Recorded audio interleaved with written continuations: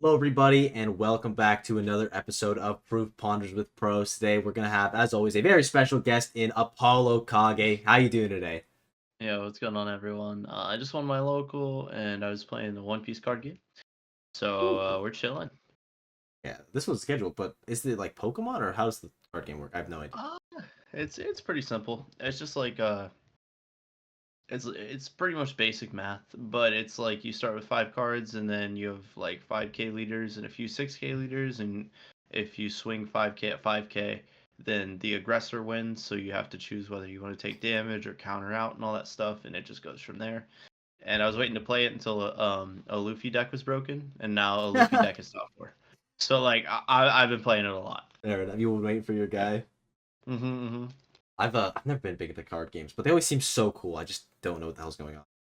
That's cool. I just want some like competitive outlets that aren't Smash type thing, so I just play it so I don't like overload myself with Smash stuff. That's a great way to like avoid burnout, but still have that competitive Yeah. drive going. Let's Mm. just get into it. I want to talk about your 2023 because it was incredible. You had such an amazing year. And specifically, there are two events in specific I want to talk about. And that's Watch the Throne and Summit. I just want to know what the experience was like at those events. It's pretty cool. I think Summit was the weekend where I like in my mind I cemented myself as like a top player. I think in general though I just kind of like I don't know. I feel like with the events that like ended 2023, I guess I kind of like came full circle with how I'm thinking going into like Genesis and stuff. Summit itself though, that was a dream weekend. That was one of the best weekends of my life. Like I was not originally a Smash player, but I came to enjoy the culture and just enjoy like competing and getting to know people. So Summit was like very, very cool. Like even the mafia stuff, right? Like even stuff outside of Smash, like there's stuff that happened that like I can laugh at later on or just even like recall as like a super fond memory. So I think like honestly in my mind from Summit, I was like at the time I think Leo was still number 1. So when I got that win, I got the Gluto win, I was like, dude, I can like even if I don't do anything else this year, like this is peak, you know what I mean? So like that's how I was feeling. And Watch the Throne is like the same thing. I got the win. I my goal for Watch the Throne was to get my run back on Light when he had sound, and also I wanted to get a win I hadn't gotten before. So I ended up beating, I believe, Tarek. So I was like, okay, goals accomplished, and then I took Leo and Spargo to game 5. The Spargo set was unfortunate, but you know we learn, we come back stronger. And the Leo set, like going game 5 with Leo, like all right, sure. If that's how I'm losing for 13th, you know, that's okay. Yeah, Like exactly. there have been worse 13th places. So honestly, I went to Japan because I think that I had good aggression, but my defensive play was lacking. Like after Watch the Throne, but during Watch the Throne, it was a very fun event. It felt like Summit vibes, but it was less skit focused and more grindy. So I think like as a competitor, I was enjoying Watch the Throne a lot, but like I'm never gonna forget Summit just because like that weekend gave me so much. It like put me on the map for a lot of people. Like even to this day, people will be like, "Hey, you know, I saw you at Summit, and that's how I found out about you." Like even at events that I'm going to, like in 2024 type thing. Yeah, I mean, that Summit run was so great. I remember I was in like my bio class and I was just kept looking at my phone in my pocket every time you take a stock for Skluto. It was so hype. That And was then so cool, dude. Watch the Throne. I mean, that's got to be like the most competitive environment ever in Smash Ultimate, at least in terms of like the raw talent that's there. Like maybe a Genesis is going to be more stacked or something, but to win that event, that's like one of the hardest events to win. And your sets there were all extremely close, which I think is super telling. And you kind of did my job for with that Japan segment. I want to talk about your Japan trip, but Smash stuff aside, just how was Japan? How was that experience? Well, regardless, I was like accomplishing a dream because I've always wanted to go to Japan. I like the food there a lot more. I like the transportation system. You walk a lot more because like it's more accessible by walking, and the roads are like more thin than the U.S. Um, Honestly, it was super cool. People were helpful when I like needed help with directions in public. People were super nice at the events. I signed autographs and took pictures there, which is crazy to me because I have people who like are supporting me and our fans in Japan. So it's like this Smash thing is like not it's not just the United States, it's like worldwide, which is like a little crazy to me. But I just kind of, I felt like it was a trip that I could take to, accomplish a dream of like seeing Japan in general, but also, remember why I play Smash. Like that's the big thing for me. So, I really like I think I could win a major. I think I'm good enough, but it's not really I'm a lot more like down to wait than before. Or like down to go with the flow. I think I fell in a rut where I was like really impatient because I was so close. And I actually think that it like kind of made its way into my play a little bit.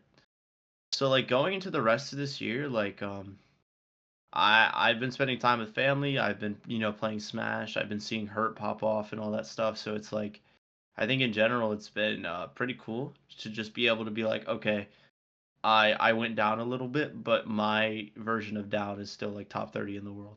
So it's like that's super cool. Yeah, I think something that's important to realize as well that I feel like a lot of top players struggle with is that progress just isn't linear. Sometimes you are going to hit a bit of a brick wall, but the Yeah. comeback is always greater than the setback. Yeah. And I've definitely seen your comeback. Like there are certain events after Genesis Black, I thought you were gonna be the best in the world. I'll say it straight up. I was like, next three event, he's winning them all. You played so good at that event, and you have some Yeah. of the highest peaks in Smash Ultimate. And I want to talk to you a little bit more about some of your placements at the Oh, Japan trip because not all of them are great. Cafeteria Cup was a super solid run, but that region is hard. They are so good. yeah. Um. So I'll say it straight up that Japan's better than us at neutral, but I think we're better at like making the most out of reading the player, if that makes sense. I think that's the perfect Like way to. that's what I felt from like the summary of my trip. But like even on my trip, like at Cafeteria Cup, I got a win on like Jogabu, and like that's like in itself, I think he's like actually ranked higher than me. So it's like regardless that trip, like that's a dub that makes the trip worth it. You know what I mean? Like With you. even at this point where I'm just like struggling and getting like destroyed, I'm still able to pull out wins like that when he's like been very successful against other Snake players too. And I was just like, it was a matter of time for me where I just wanted to absorb the neutral and like I'm not in Japan to win. Like that's not why I'm there. I'm there to absorb the neutral and play the kind of smash that they like to play. So that way when I come back to like North America, I can take time to process it and I can implement it and then when I go to majors like past that, I can sort of like find the balance between the two. Because like I think that the way I would phrase it is like losing now to win later. I lost a lot in Japan for sure, and I was like, this is what I wanted to happen. Like, it's not called a training arc for no reason. So, ever since I've come back to the states, like I've lost sets, but it's been really hard for people to beat me on the first set that they play me. Like in the local sets, Colorado beat me the last 2 times. I won my first set against him, and then I've been going back and forth with Henry Luma, and I won my first 2 sets against him, and then we traded, right? So it's like I'm really curious to see how this goes at a major level because I think that I'll like opponents that have played me before too. It'll be a bit different. So we'll see if I can like be in that like play in that way that to out adaptation them or if they can do me. But like I think I can't. I think I'm good enough to win Genesis right now. But even if it doesn't happen, I have so many more opportunities that I'm just gonna focus on like honing everything and just learning as much as I can. Like I don't need to win, but I know I can is the spot that I'm in right now. And I think that's the perfect mindset you can have, especially going to a region in Japan, but just traveling in general. Because the point of traveling in Smash is to play against the different playstyles, play against the different meta. I know when you were in Japan, you had a lot of experience versus MINMIN because that character is just a problem over there. Got to play versus Dora Miki, which Yeah. I imagine wasn't super fun, but at least you get to know a little bit more of the matchup Yeah. because that guy he's really, really scary. And So like we played and I got like 3-0 and destroyed. And then we played friendlies for like 2 hours afterwards, like after that set, and then I played them online for like 3 hours, and I'd say it was like it started off like 7-3, like 8-2, like it was not yeah, close, and then by the end of it, it was like between 55-45 to 6-4. So like I was losing majority, but I was still keeping it close. So I think that if I fight a Min here, I'll definitely have an idea of what to do, and I might not beat them all, but I'll make life hard for them. if you can even take a game off Dora Miki, you should be fine versus any other Min. Yes, Like yes, that is he the is best Min-Min. That is the best significantly better. Min-Min. It's not even close.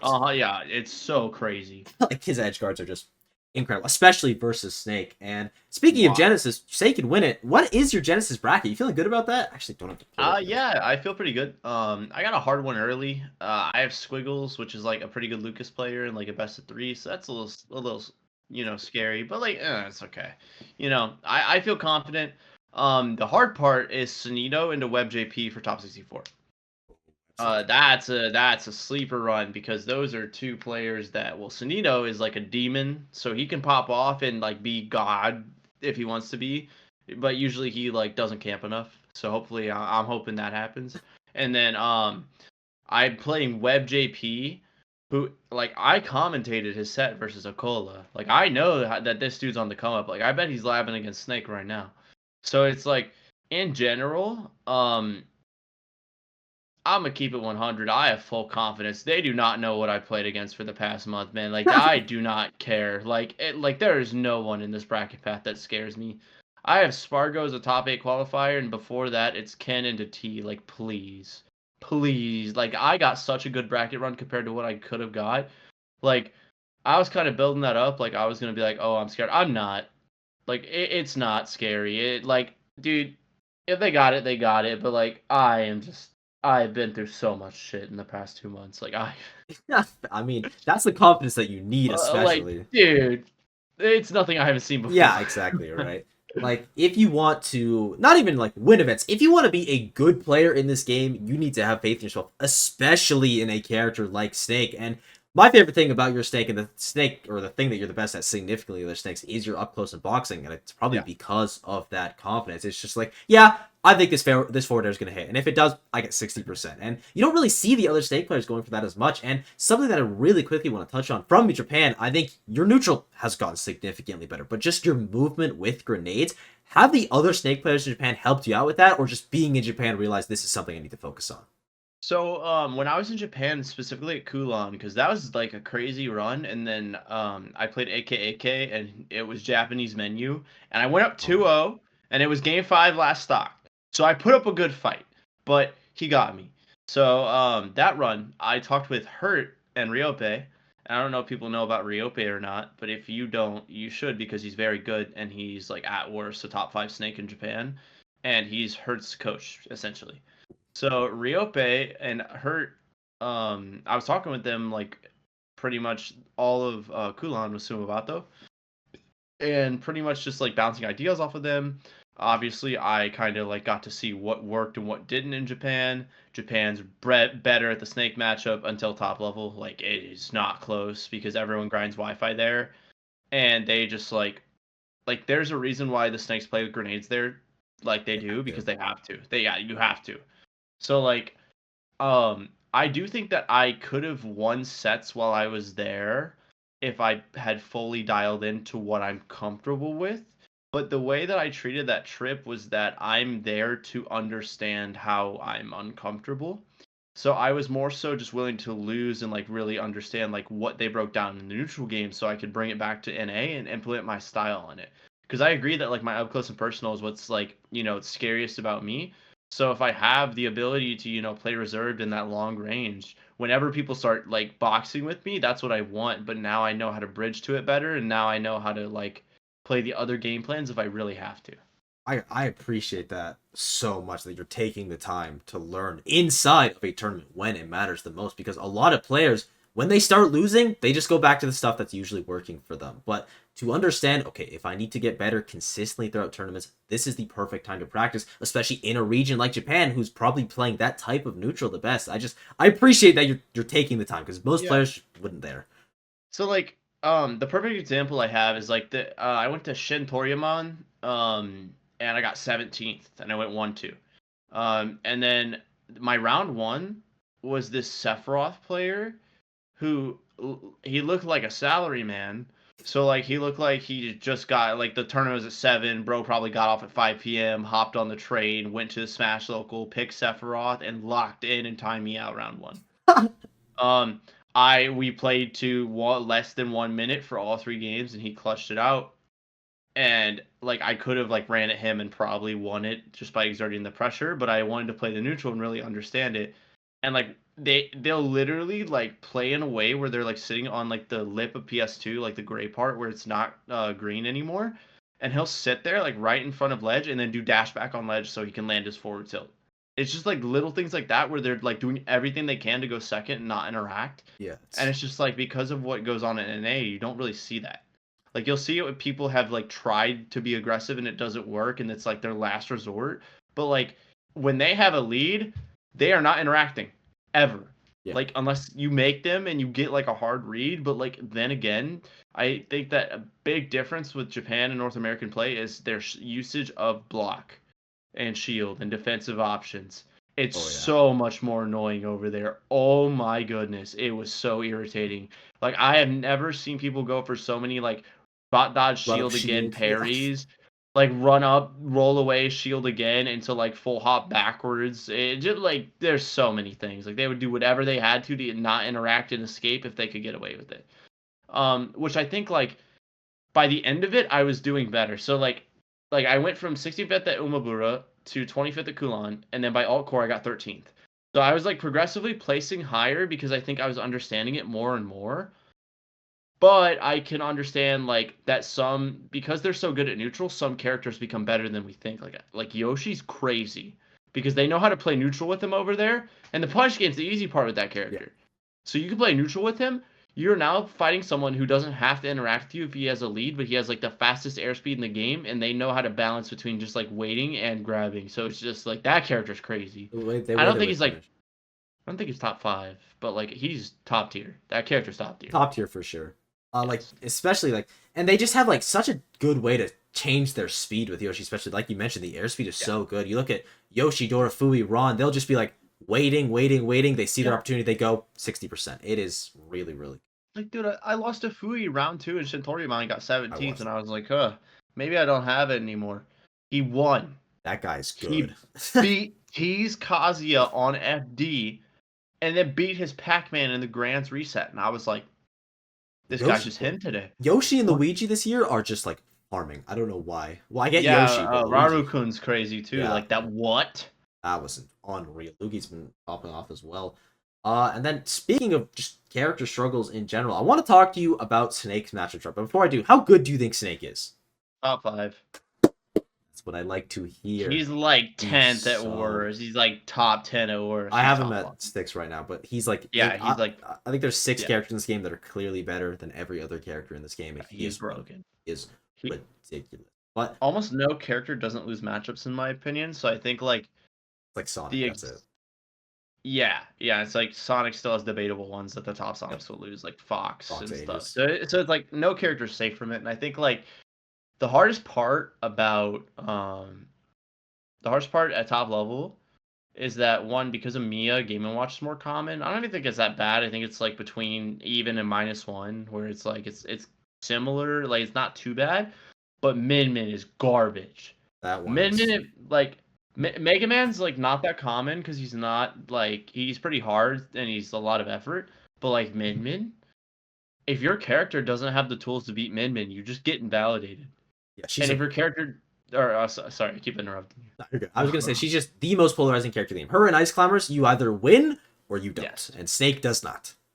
Yeah, it's like Ice Climbers, Snake gives them the treatment and then like gets the treatment from MINMIN, and it's just like that character's crazy too. But I don't know how good MINMIN is. I just know that when MINMIN is good, MINMIN is very good. But I think Snake's like, even in the matchups he loses, he has enough options to make it to where like I don't think he loses a single matchup -2. Like I think they're -1s. Like I think he's just too good. Like you can't give a character 2 frame 1 projectiles that can be jump canceled like frame 3, so he doesn't even have to incur the 11 frames of lag. And then also Nikita. Yeah. Snake can ledge trap or edge guard you, and then ledge trap you. He's the only character in the game that can do that. He's ledge trapping you from center stage. Yeah, with like 3 different kill moves. Then he has C4 on the ledge to cover 2 of the options, and then he has down tilt and up tilt, which are some of the best tilts in the game. And dash attack. Down tilt is like his most underrated move. That move is ridiculous. No one talks about it. Yeah, it's so down tilt and like jab 1. Those 2 are crazy. But like, yeah, I think Snake's very good. I think he'll get better. That's the I thing. don't know if he'll become like top 3, but like he'll be in the top 5 regardless. Like he'll always be there. I don't Yeah. like everyone's like, oh, people are batting in Snake, but like Snake just has to play a little differently if you know the matchup, and he can still win. Yeah, like I would agree with that. Like people are bad. I'd say he's the second hardest matchup check in the game behind Steve because it's very clear if someone knows how to Yeah, play Snake or against because you just throw a grenade at them and if they catch it, you're kind of screwed. But if they don't, it's gonna be fun. But even with that, if you get one grenade confirmed, they take 70, and now one good read and they're dead. And he is the yeah, best rage character in the game, in my opinion. Like he is just yeah. ridiculous. He's very good at snowballing too. Exactly. And then I want to ask you about the big three matchups. Game of Watch, we know that's a bad one. But Rob and Steve, and instead of Game of Watch, I want to ask you about Sonic because I actually just have no idea how Snake does against Sonic. It's even. Yeah, that's what I thought, just because. Like, you just have to well, okay, I'm really good at the Sonic matchup. So if maybe we lose it, but like I put a lot, like that's one of the matchups I was raised in is like Sonic Snake. So like I'm really good at it. I'm positive on Sunito, I'm even with Sonics, and I'm positive on Ken. So I know it very well.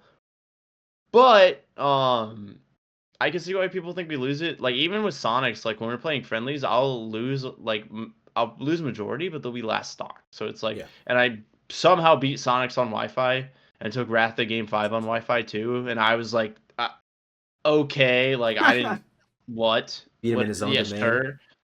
Well, I just like I expect to do that. It's Wi-Fi. That's his home turf. That's Like that's insane. Sonic's home turf. Like, but like Wi-Fi be Wi-Fi. So it's like maybe he missed text and stuff like that. Still But win. like um with Rob, I think Snake it's even or wins, but like I think it's even because me and my local Rob go back and forth.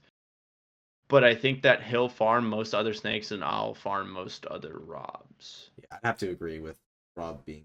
It's just like it's one of those situations. Snake and disadvantage. It's the same thing every time. He just doesn't do super great there, and I feel like Rob has a really good way of dealing with grenade as well. You just can't pull it willy nilly because he'll just laser you. Yeah, And and like then Gyro is hard too. gyros And even. then And then Steve, Steve, I think he's really good by that it's even. like it's like even or like Snake wins. That's It's what I one think. of the two. It's either one. I think like Aquila might think that Snake slightly wins. I don't know. Like I could see it, but I also have a lot of faith in Steve. Even though Japan made me drop Steve. Um, Partially because my region hasn't banned, and the people are just grinding to beat Aquila. So it's just like that's not worth it. Like Yeah. Aquila can have it. I think Snake could do it, even against like the MINMINs and the Mega Mans and like the Inklings. Like I won my last set against Colorado, so it's like it's not my character. Like, is it gonna be hard to do consistently? Yes, but like I don't know. There's only one person right now who's like, in my opinion, like Hurt is the best Snake right now, which I don't think is crazy to say. Like he's doing Yeah. like great He's. things. But like I think after that, it just depends on who you ask. But I think like then after that is like a like tier 2 of Snake or tier 1 hurts tier 0 right now is the way you would phrase it in like a card game sense. But like I don't know, like I'm a big Hurt fan and I really appreciate that I have someone else in the meta right now like who is pushing Snake that hard and who I can like also like right now I think we have matching profile pictures on Twitter. Yeah. So it's like it feels like we share the same common goal of wanting to see Snake grow like as much as possible. So it's really nice to have someone that's like competing in the meta across the seas that I can watch and like take from him and put it in my own gameplay. And he's gonna do the same for me. And then it'll like, it'll be a what's the word? Like compounding growth Yeah. effect.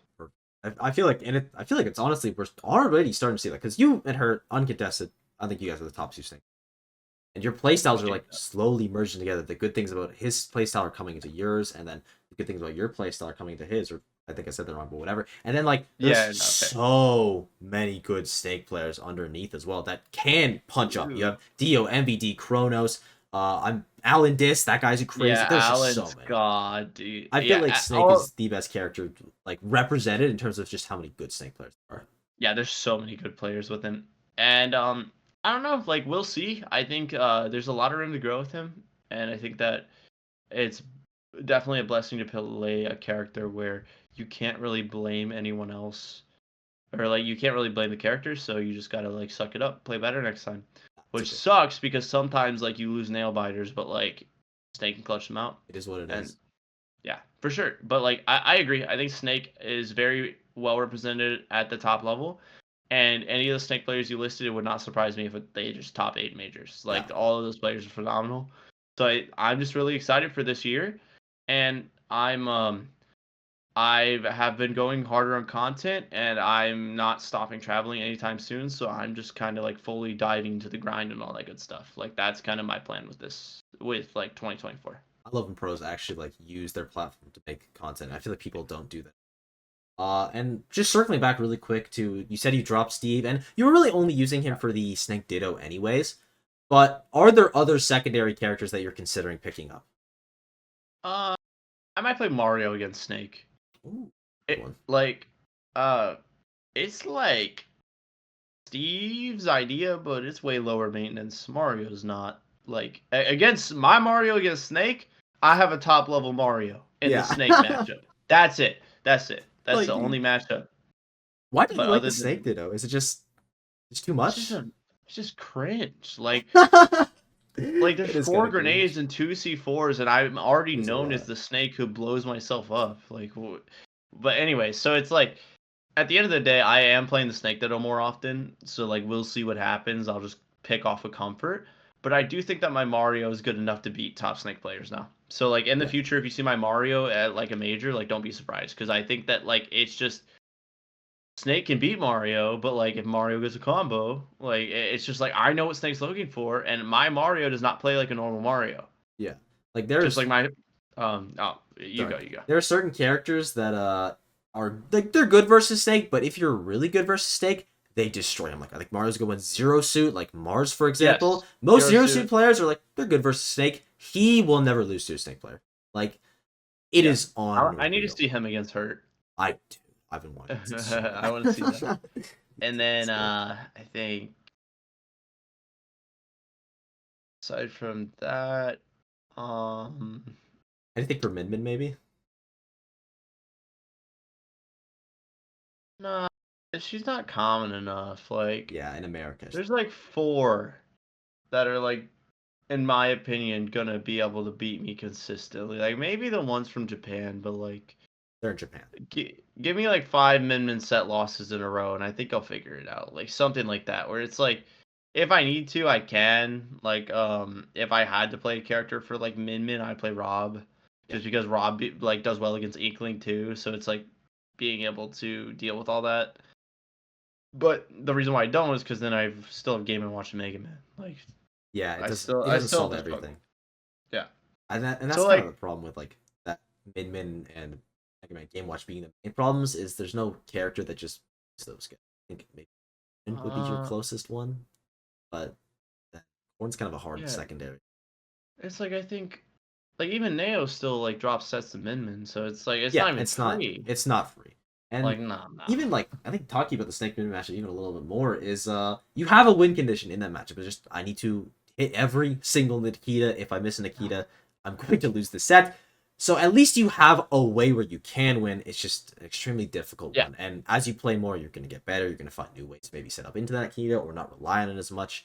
And I Yeah. have to agree that the more times you play, and specifically the more times you lose, you're just going to get better. And that actually brings me up to my next question of how to get meaningful practice in Smash Ultimate. Because I was talking to Tarek a little bit earlier on, and he said that he doesn't watch his own VODs. He watches other players' VODs of like people that are just really good. And I'm very curious what you think about Eh. that. Balance. I think if you do that too much, it has diminishing returns. But I think it's a good idea. It just depends on what you need. Yeah.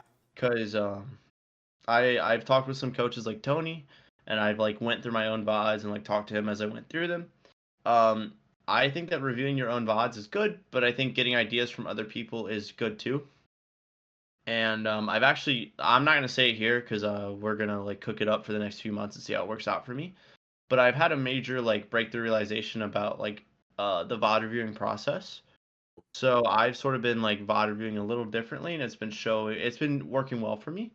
Like, I've But heard about that. yeah, I'm like I would recommend it. So I think watching others is good. Watching VODs of yourself is good. I think that people just how do I phrase this? Like work smarter, not harder. You need to be deliberate. Like going on a lead smash You for 6 hours isn't gonna matter as much as like practicing a if matchup you you're want to have struggling in. fun, Yeah, sure. Like you're yeah, but like it'll make you get better, but what'll make you actually get better is playing the matchups you're struggling in for like an hour, playing with yeah, good players that have playing for an beaten you. hour and then having goals in mind. Yes. Like for me, I want to be more patient, so I'm gonna practice being more patient, and that's kind of like how I treated Japan, where it's like I have a goal.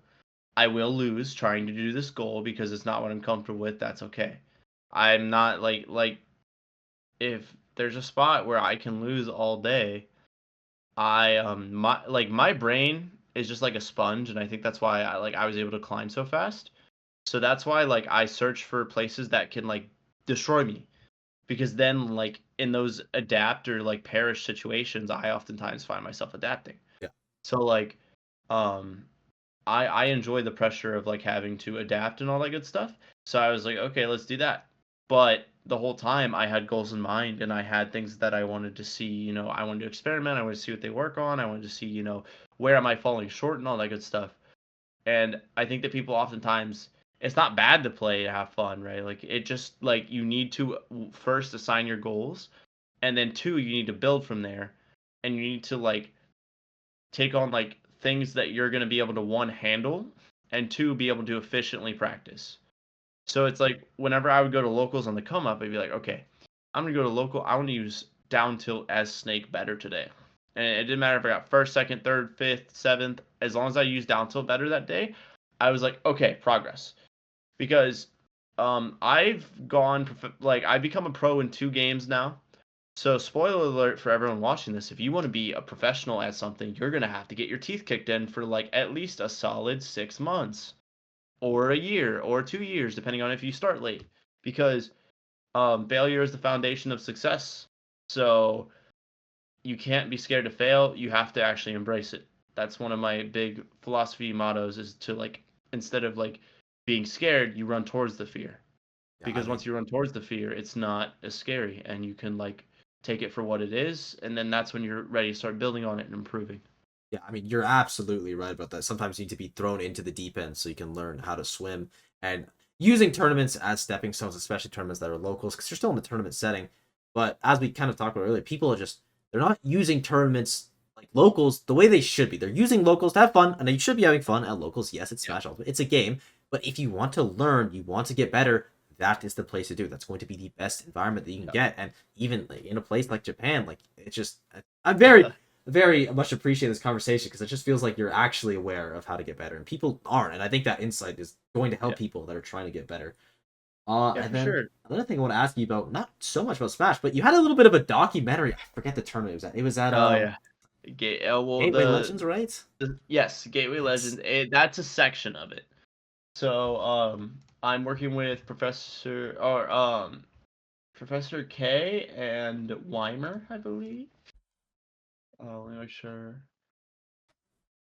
Um, it was Chugabit, and then I believe he changed his stuff to Weimer. But they reached out to do a documentary. And I thought, okay, well, that's really cool, and I don't really see a reason to like why you wouldn't do it. So then that's sort of like a section. That's like a chapter.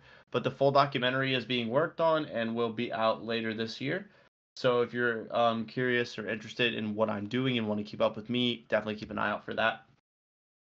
But yeah, like as you said, it's on like I don't want to like plug too hard, but it is on my Plug, YouTube channel. plug.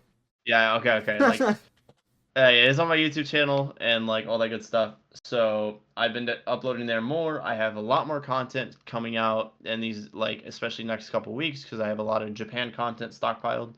So look out for that. Like I'm dropping my first vlog probably tomorrow.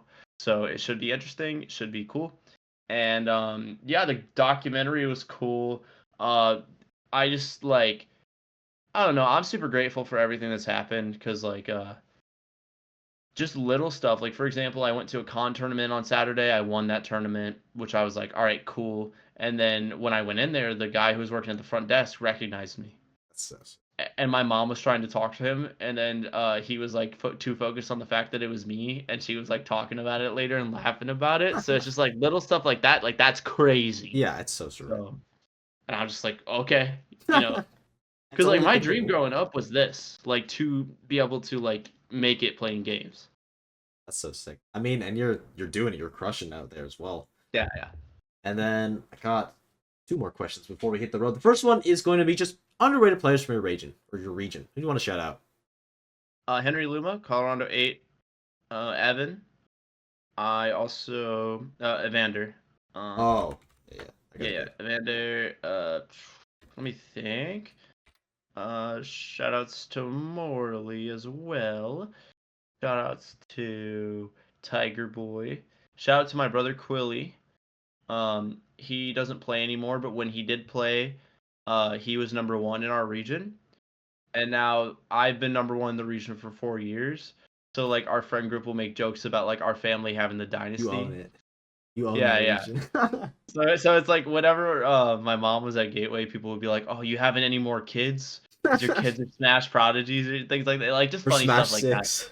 Yeah, yeah. And then let's see. So like there's a lot of players who are hungry to improve in the region, and I think like if they keep at it, it'll show. But I'd say like those are my main picks for now. Like they can't always compete all the time, but when they do show up, they definitely like make some noise. So I'm excited to see like the rest of St. Louis like aspire to become stronger. And I always try and help my local scene when I can, like just playing games with people or giving advice and all that good stuff. Because I became a top player in this game, I get to see it through the lens of both people. I get to see it like through the lens of a one tour because that's what I started out as, and I get to see it through the lens of a top player. So the way I look at it is now I can be the top player that I wish was there when I was like grinding up the ladder.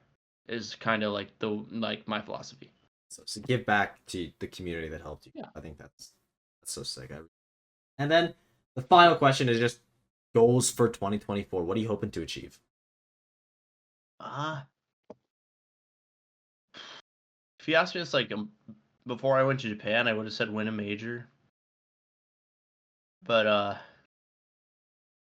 I don't like that's not really my goal anymore. I want to learn a lot.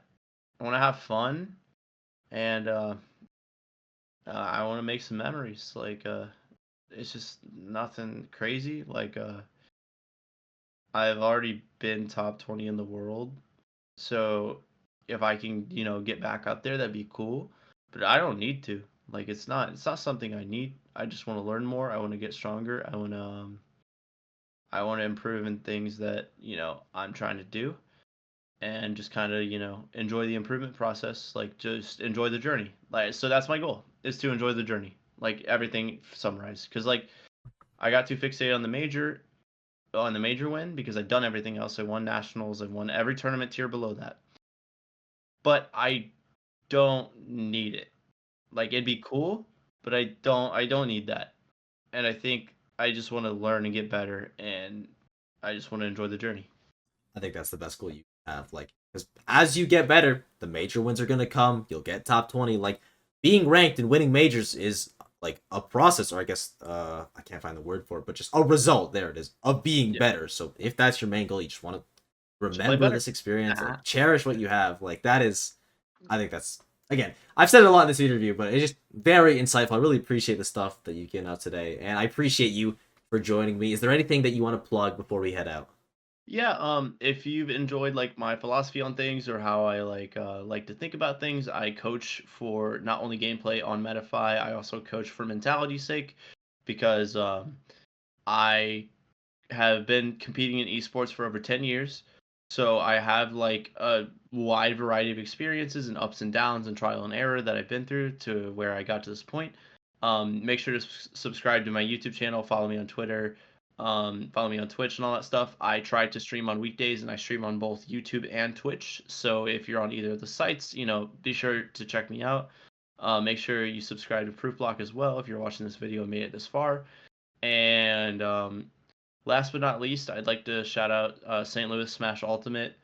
And I'd like to shout out just like Soooo Esports, LU Esports, like all our TOs like Chew, like Edis, like Waffles for SIUE, like just the St. Louis region as a whole.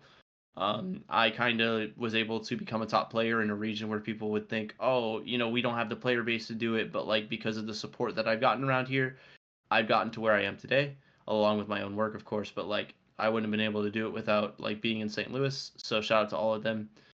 And as far as like anything else goes, yeah, just check out the streams, Twitter, and YouTube. Yeah, and links to everything the AK has will be down below. Thank you so much for joining me, and thank you so much everyone for watching. Be sure to sub if you haven't. Let me know who you want to see on the next one, and we'll catch you all next time. Bye bye. Peace.